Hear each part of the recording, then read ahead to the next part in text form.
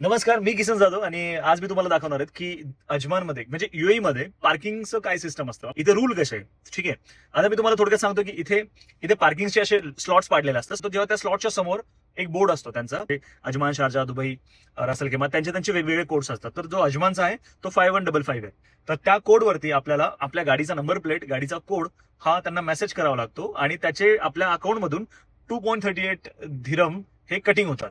Calculate करले 26 ने म्हणजे 62 एका तासाची 62 रुपये आपल्याला इथे 1 तास पार्किंग लावण्याचे द्यावा लागतात. जर बाहेर कुठे आपण अशी नॉर्मल पार्किंग लावली तर पेड. तुम्हाला दाखवतो की पार्किंग कशी आहे, त्यांचा बोर्ड आणि पार्किंग कुठे लावायची असते. चलो, तुम्ही बघा की माझ्या पाठीमागे 2 गाड्या लागल्या. तुम्ही जर बघता ना की हे 2 या गाड्या ज्या लागलेल्या आहेत ना, त्या गाड्याच्या पाठीमागे असा एक बोर्ड आहे. तो ब्लू कलरचा जो बोर्ड आहे, ह्या बोर्डवरती तुम्ही 5155 चा जो कोड, त्या नंबरवर नुसार आपण जर आपल्या गाडीचा नंबर त्या नंबरवरती मेसेज केला तर आपल्याला 1 तासाची पार्किंग अलॉट होतो. तर असा आहे पार्किंगचा रूल इथे.